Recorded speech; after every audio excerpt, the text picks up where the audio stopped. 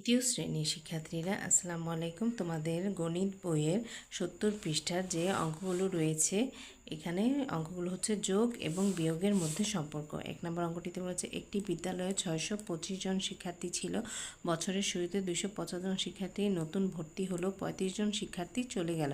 ওই বিদ্যালয়ে কতজন শিক্ষার্থী রইল? গাণিতিক বাক্যের সমাধান করো। তাহলে দেখো, বিদ্যালয়ের শিক্ষার্থী ছিল 625 জন, নতুন ভর্তি হলো 275 জন, এটা হবে যোগ। এরপরে আমরা পরবর্তী অংশটা করব। মোট শিক্ষার্থী হলো, আমাদের যোগফল হয়েছে 900 এবং এখানে বলেছে 275 জন শিক্ষার্থী চলে গেল, 35 জন শিক্ষার্থী চলে গেল। তাহলে 35 জন শিক্ষার্থী চলে গেলে বর্তমানে শিক্ষার্থীর সংখ্যা কত? বর্তমানে শিক্ষার্থীর সংখ্যা 900 থেকে 35 বিয়োগ করলে 865 জন। 2 নম্বর অঙ্কতে বলা হয়েছে ঝুমার 250 টাকা আছে, বাবা তাকে আরও 150 টাকা দিলেন। তাহলে ঝুমার আছে 250 টাকা, বাবা দিলেন 150 টাকা, এক্ষেত্রে যোগ হবে। যোগ করে ঝুমার কাছে আছে 400 টাকা। ঝুমা 230 টাকা দিয়ে একটি বই কিনলো। এখানে ঝুমার কাছে আছে 400 টাকা, ঝুমা 230 টাকা দিয়ে একটি বই কিনেছে, তার কাছে কত টাকা রইল? তাহলে এটা আমরা বিয়োগ করলে আমাদের উত্তর হবে 170 টাকা। ঝুমার কাছে 170 টাকা রইল।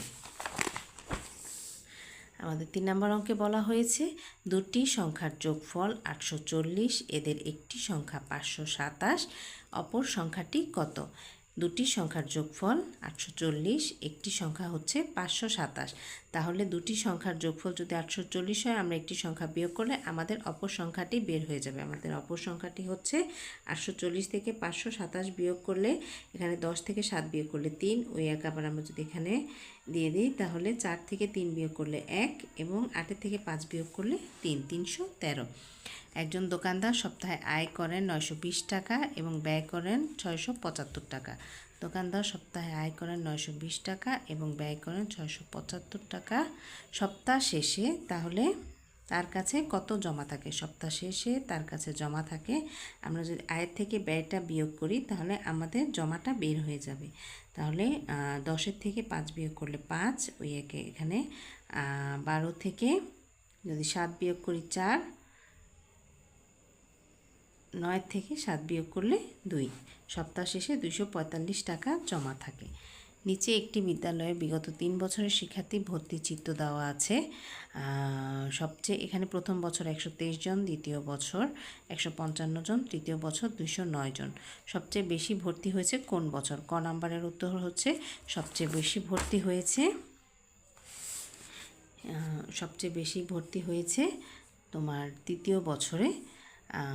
খ নাম্বারে বলা হয়েছে প্রথম বছরের তুলনায় তৃতীয় বছর কয়জন বেশি ভর্তি হয়েছে? তাহলে তৃতীয় বছর ভর্তি হয়েছে 209 জন, প্রথম বছর ভর্তি হয়েছে 123 জন। তৃতীয় বছর বেশি ভর্তি হয়েছে 209 থেকে 123 বিয়োগ করলে 86 জন। উত্তর 86 জন বেশি ভর্তি হয়েছে। গ নাম্বার অংশে বলা হয়েছে বর্তমানে বিদ্যালয়ের শিক্ষার্থীর সংখ্যা কতজন? বর্তমানে বিদ্যালয়ের শিক্ষার্থীর সংখ্যা প্রথম বছর ভর্তি হয়েছে 123 জন, দ্বিতীয় বছর 155 জন, তৃতীয় বছর 209 জন। তাহলে এই তিনটা যদি আমরা যোগ করি আমাদের ফলাফল হবে 487 জন। বর্তমানে শিক্ষার্থীর সংখ্যা 487 জন। 6 নাম্বার অঙ্ক, দুটি সংখ্যার বিয়োগফল 87, বড় সংখ্যাটি 369 হলে ছোট সংখ্যাটি কত? বড় সংখ্যাটি হচ্ছে 369, বিয়োগফল 87। আমাদের এটি কি করতে হবে? বিয়োগ করতে হবে। আমরা বড় সংখ্যাটি থেকে বিয়োগফল বিয়োগ করলে আমাদের ছোট সংখ্যাটি বের হয়ে যাবে। 9 থেকে 7 বিয়োগ করলে 2 এবং 16 থেকে 8 বিয়োগ করলে 8, ওই একেবারে এখান থেকে 3 থেকে 1 বিয়োগ করলে 282। উত্তর হবে 282।